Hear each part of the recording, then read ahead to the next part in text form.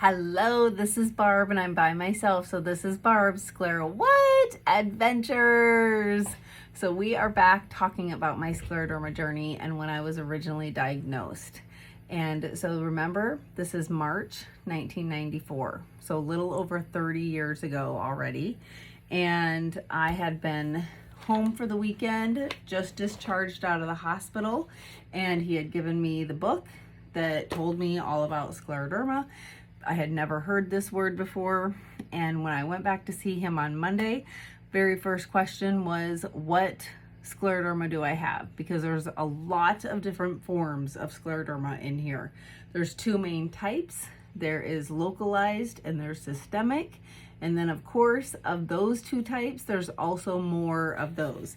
Of localized, there is morphia and linear, and of systemic, there is diffuse and limited.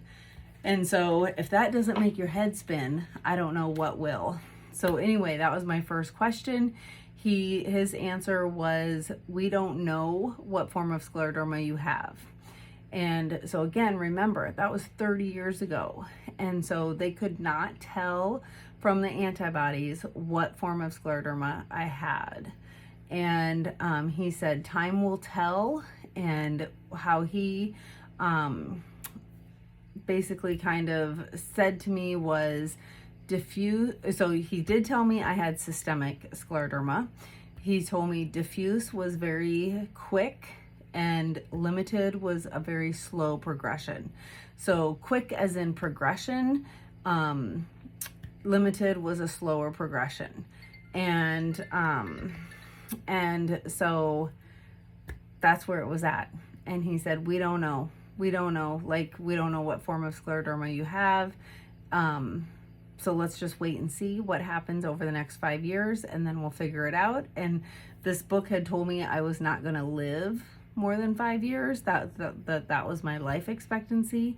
And he said, I don't know. That could be the case. Remember, I was 22 years old at the time, and the doctor told me he didn't know if I was going to live more than 5 years.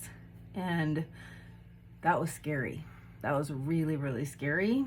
And I didn't know what to do with that information, but I continued to read, and educate myself.